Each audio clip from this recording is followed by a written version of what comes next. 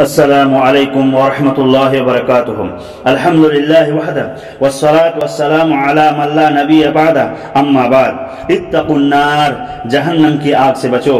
رب کائنات، خالق و ارض و سما نے جنہوں انس کی تخلیق فرمائی اور ان کے سامنے موت و حیات کا فلسفہ بھی واضح کر دیا، فرمایا الذی خلق الموت والحیات لیبلوکم ایکم احسن عملا، کہ جس نے موت و حیات کو اس لیے پیدا کیا کہ وہ تمہیں آزمائیں کہ تم میں سے اچھے کام کون کرتا ہے۔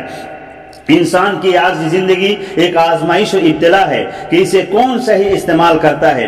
جو اسے ایمان و اطاعت کے لیے استعمال کرے گا اس کے لیے بہترین جزا یعنی جنت، اور دوسروں کے لیے عذاب یعنی جہنم۔ انسان کے مرنے کے بعد دو ہی ٹھکانے ہوں گے، جنت یا جہنم، اور یہ حقیقت اور فکس ہے، نہ یہ بناوٹی من گھڑت اور جھوٹی کہانی ہے، اور نہ کسی مفکرین و مفتیان کا کلام ہے، اور نہ ہی اس کی حقیقت سے انکار کی جا سکتی ہے۔ رب العالمین نے فرمایا فریق فی الجنہ و فریق فی السعیر، ایک گروہ جنت میں ہوگا اور ایک گروہ جہنم میں ہوگا۔ رب العالمین کے حکموں کو جو بجا لایا ہوگا وہ جنت میں ہوگا، اور جو اس کے نافرمانی کا مرتکب ہوگا وہ جہنم میں۔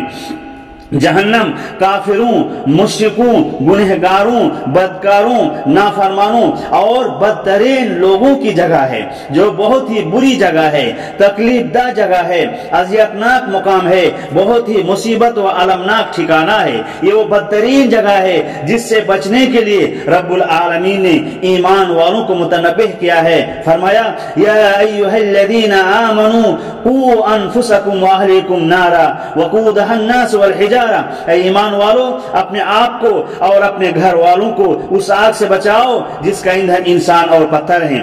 نبی کریم صلی اللہ علیہ وسلم نے فرمایا اتقوا النار ولو بشق تمرۃ فإن لم تجدوا فبکلمۃ طیبہ، اے لوگو جہنم سے بچو گرچہ کھجور کی گٹھلی کے ذریعے سے ہی کیوں نہ ہو، پس اگر یہ نہ ہو سکے تو بھلے باتوں کے ذریعے سے۔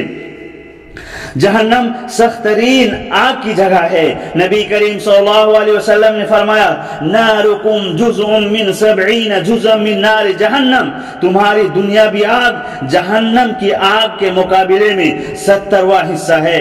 اسلامی بھائیو، جہنم سے بچاؤ کا ذریعہ یہ ہے کہ سچے پکے عقیدہ توحید پر جمے رہیں، نیک اعمال انجام دیں، ہر کام میں سنت نبی صلی اللہ علیہ وسلم کی مکمل پیروی کریں، صدقہ و خیر کا اہتمام کریں، شرکیات و کفریات، محرمات و منہیات سے اجتناب کریں، ان مسنون اذکار کے ذریعے رب سے زیادہ دعا کریں جن میں جہنم سے پناہ و نجات مانگی گئی ہے، مثلا ربنا آتنا فی الدنیا حسنہ وفی الآخرۃ حسنہ وقنا عذاب النار، ربنا ما خلقت هذا باطلا سبحانک فقنا عذاب النار، ربنا اصرف عنا عذاب جہنم ان عذابها كان غراما۔